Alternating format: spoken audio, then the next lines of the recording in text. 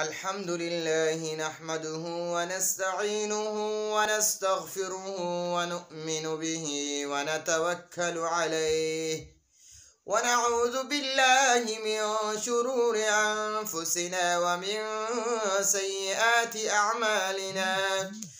من يهده الله فلا مضل له ومن يضلله فلا هادي له، ونشهد أن لا إله إلا الله وحده لا شريك له، ونشهد أن سيدنا وسندنا ومولانا محمدا عبده ورسوله.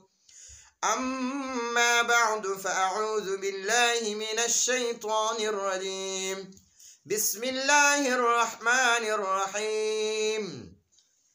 كنتم خير أمة أخرجت للناس تأمرون بالمعروف وتنهون عن المنكر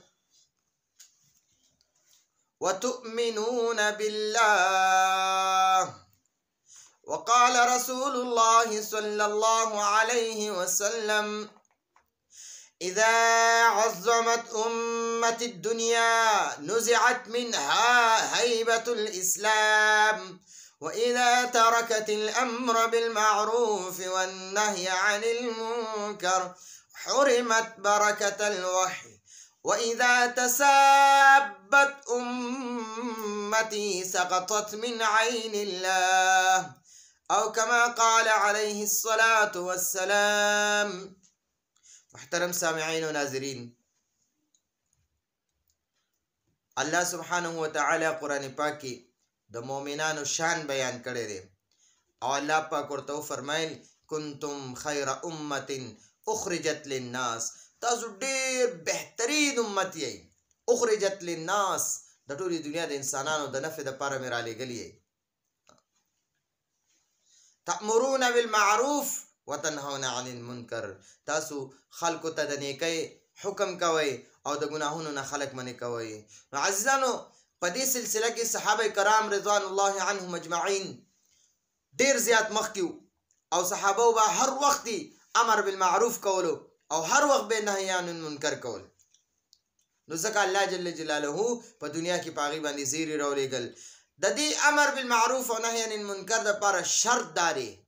لقمان حکیم صاحب خپل زوی ته فرمایي، وایي: یا بنیه اقیم الصلاه، ای زما زویه مونځ کوه، وامر بالمعروف ونهه عن المنکر، د ښو طرف ته حکم کوه او د بدو نه منې کول کوه، واصبر علی ما اصابک. نو بیا ورته وفرمایل: وایي بچې، چې کله ته دا د امر بالمعروف او نهی عن المنکر کې دا د عظیم شان محنت کې، نو د هغې د وجې نه به تا ته خامخا مصائب راځي، مصیبتونه تکلیفونه به در باندې راځي. نو بیا ورته وفرمایل: واصبر، ته په دغې باندې صبر کوه. نو دا حکم در قیامته پورې د هر انسان دپاره دی. نو صحابه رضوان الله عنهم اجمعین چې الله پاک ډېره لویه مرتبه ورکړه، لوی شان ورله الله پاک ورکو، ډېر اعلی درجې ته الله ورسول، هغه وجه دا وه چې هغې د قرآن په احکاماتو باندې، د قرآن پاک په ارشاداتو باندې پورا عمل وکړو. او صحابه رضوان الله عنهم اجمعین چې وو، هغې چې کله هم د قرآن پاک په آیاتونو باندې، د قرآن پاک په ارشاداتو باندې، الله پاک چې کوم ارشاداتو په هغې باندې عمل شروع کړو، بیا دوی د قسمه قسم تکلیفونه راتلل، مصیبتونه پرې راتلل، پریشانیانې پرې راتلې، او دوی به بیا په هغې باندې صبر کولو. د صبر بدله والله الله پاک په دنیا کې هم ورکړه، او الله جل جلاله د قیامت په ورځ د هغې سره ډېر لوی شان وعدې دي. نو عزیزانو، په دغه سلسله کې یو حضرت عمار رضی الله عنه او د هغه مور او د پلار چې څومره د دین دپاره قربانیانې کړې وې، څومره تکلیفونه ورکړی شوي وو. حضرت عمار رضی الله عنه نوجوان صحابي وو، او مور او پلار یې چې وو هغه ضعیفان وو، کمزوري وو، بوډاګان وو، لیکن د دین دپاره به هر قسمه تکلیفونه برداشت کول، هر قسمه تکلیفونه ورته ورکړی شو، خو هغوی په دغه باندې صبر وکړو. پس په دغه باندې صبر وکړو.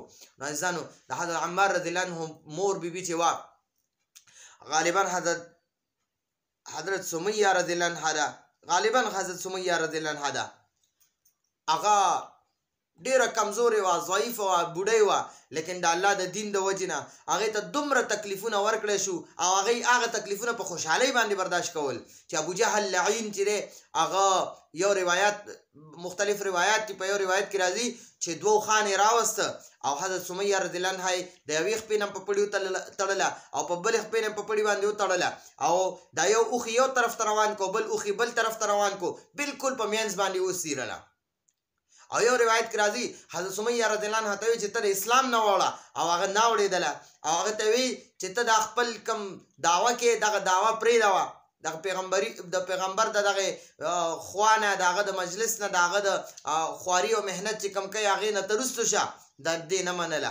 نو بیا په یو روایت کې راځي چې ابوجهل لعین په نیزه باندې وواله او ډېر په خطرناک انداز کې وواله او ډېر په تکلیف سره وا او بیا شهیده شوه. نو په اسلام کې په زنانو کې د ټولو نه اولنۍ زنانه حضرت سمیه رضی الله عنها وه چې هغه شهیده شوې وه د الله د دین دپاره.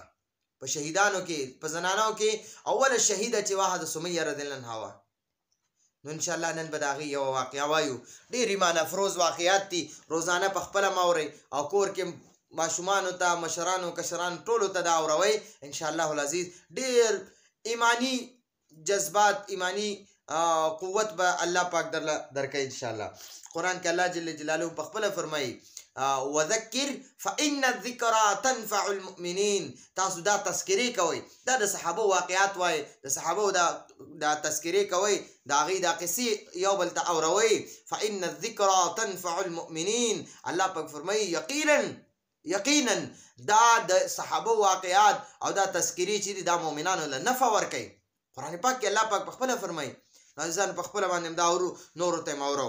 قرآن کې اوس دا مونږ د صحابه تاریخ او د صحابه واقعات شروع کړي. په دې کې د حضرت عمار رضی الله عنه واقعه ده، هغه وایو. حضرت عمار رضی الله عنه او د هغه د مور پلار تذکره، د هغه د مور پلار ذکر. حضرت عمار رضی الله عنه او د هغه مور پلار ته هم سخت نه سخت تکلیفونه رسولی شوي وو. د مکې مکرمې سخته ګرمه شګلنه ځمکه باندې به دته عذاب ورکولی شو او د نبي اکرم صلی الله علیه وسلم به چې کله هغه طرف ته تېرېدنه کېده نو د صبر تلقین به یې ورته وکړو او د جنت زیری به یې ورکړو. آخر د ده پلار حضرت یاسر رضی الله عنه هم د دې تکلیف په حالت کې وفات شو. ظالمانو تر مرګه پورې آرام ته پرېنښود او د ده مور حضرت سمیه رضی الله عنها، اوس ما تاسو ته مخکې د دې تذکره وکړه، د هغې باره کې فرمایي او د ده مور حضرت سمیه رضی الله عنها په شرمګاه کې ابوجهل لعین په نیزه ووهله او شهیده شوه. خو د اسلام نه ونه ګرځېده، د اسلام نه وانه وړېده.